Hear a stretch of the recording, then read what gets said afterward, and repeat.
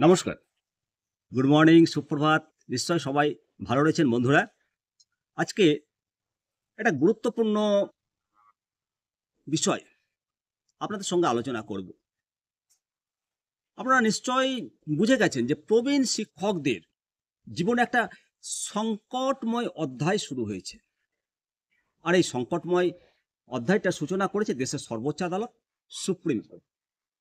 TET mandatory, ২ বছরের মধ্যে TET complete করতে হবে, না হলে চাকরি জীবনের ছেদ।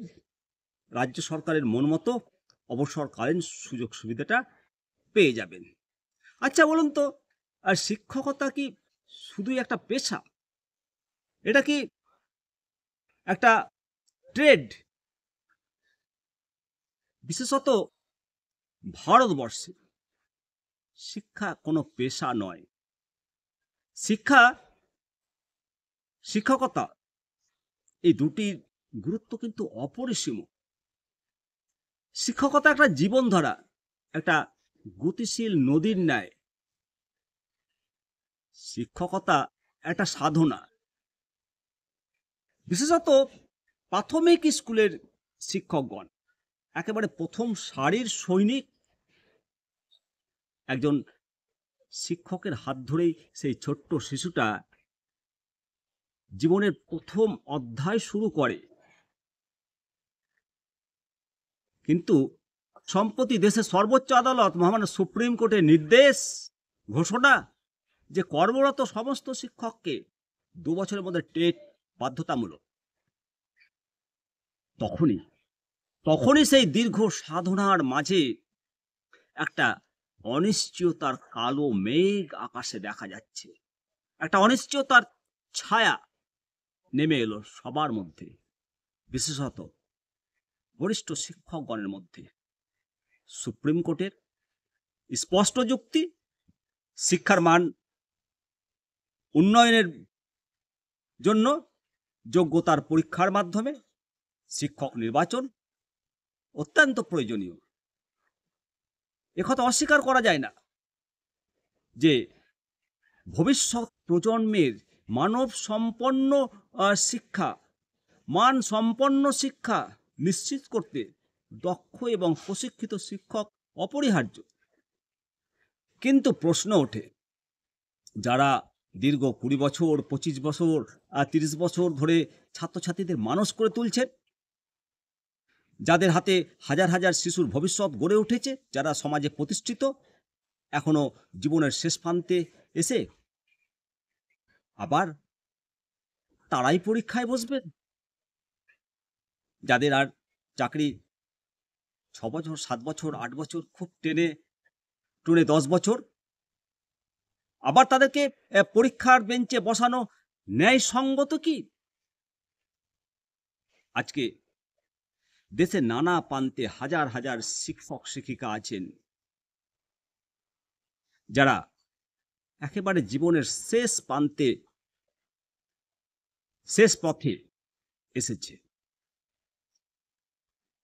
সারা জীবনের যে সেবা তা দিয়ে গেছেন। বর্তমানে বয়স, দায়িত্ব, পারিবারিক চাপ সবকিছু সামলে তাদের পক্ষে এই নতুন পরীক্ষাতে বসাটা কতটা যুক্তিসঙ্গত আর কতটা বা সম্ভব,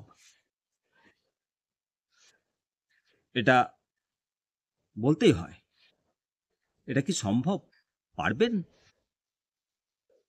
তবুও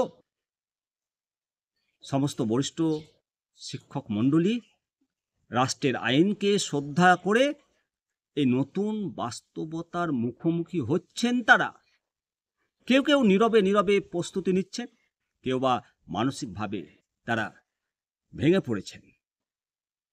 অনেক আবার একত্রিত হয়ে রিভিউ পিটিশন করছেন, যাতে প্রবীণ শিক্ষকদের জন্য কিছু ছাড় বা বিকল্প মূল্যায়ন রাখা যায়। এই পরিস্থিতিতে শিক্ষক সমাজের যে সমস্ত দাবিগুলো, এগুলো অত্যন্ত গুরুত্বপূর্ণ, অত্যন্ত যুক্তিসঙ্গত। শিক্ষক সমাজ নিজেদের দাবিতে আজকে রাজপথে নেমেছে এবং আগামীতে বৃহত্তর আন্দোলনের ডাকও দিয়েছে।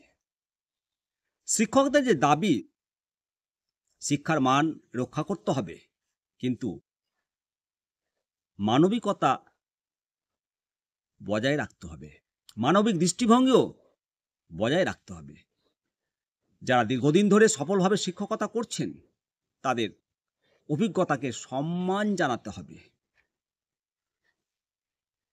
তাদের অভিজ্ঞতাকে সম্মান জানিয়ে এক্সেমশন বা বিশেষ ছাড়ের সুযোগ দিতে হবে। ভবিষ্যতে শিক্ষক নিয়োগ করতে টেট বাধ্যতামূলক থাকুক, কিন্তু বর্তমানে ইন সার্ভিস কর্মরত শিক্ষকদের জন্য মানবিক ব্যতিক্রম থাকুক। আজকে আমাদের ভাবতে হবে, শিক্ষা মানে শুধু পরীক্ষায় পাশ করা নয়, এটি একটা জীবনবোধ, মূল্যবোধ, একটা সেবা। যারা জীবনের 20 বছর 25 বছর এই সেবায় উৎসর্গ করেছেন তাদের প্রতি আমাদের রাষ্ট্র এবং সমাজের দায়িত্ব রয়েছে। সেই দায়িত্বকে অস্বীকার করতে পারে না রাষ্ট্র, সেই দায়িত্বকে অস্বীকার করতে পারে না সমাজ। শিক্ষক সমাজ এই অনিশ্চয়তার মেঘ কাটিয়ে যদি সরকার এবং আদালত একসঙ্গে যুক্তিসঙ্গত সমাধানের পথ খুঁজে, তাহলে সত্যিই শিক্ষার মান রক্ষা পাবে। তেমনি মানবিক মূল্যবোধও অটুট থাকবে। শিক্ষার মানোন্নয়ন জরুরি, কিন্তু শিক্ষক হৃদয়ের সম্মানও সমানভাবে প্রযোজ্য। যেখানে শিক্ষা সেখানে মানবিকতা একত্রে এক পথে চলুক থাকুক, সেখানেই তো প্রকৃত আলোর সন্ধান পাওয়া যাবে। আশা করা যায় রাষ্ট্র, কোর্ট এই ব্যাপারটা বুঝতে পারবে এবং যে সমস্ত বরিষ্ঠ শিক্ষক মণ্ডলী আছেন তাদের পাশে না লেগে তাদেরকে সামনে থেকে রক্ষা করার জন্য আইন সংশোধন করে বা ন্যায় বিচার করে এই সমস্ত বরিষ্ঠ শিক্ষক মণ্ডলীকে সেভ সেভ সেভ এই আশা অবশ্যই দেশের প্রতি, রাষ্ট্রের প্রতি এবং আইনের প্রতি ভরসা রাখি। হবে হবে জয়, দৃঢ় প্রত্যয় অবশ্যই। শিক্ষক মণ্ডলী, সমস্ত দর্শক মণ্ডলী আপনাদের মতামত জানাবেন। জয় হিন্দ, জয় ভারত।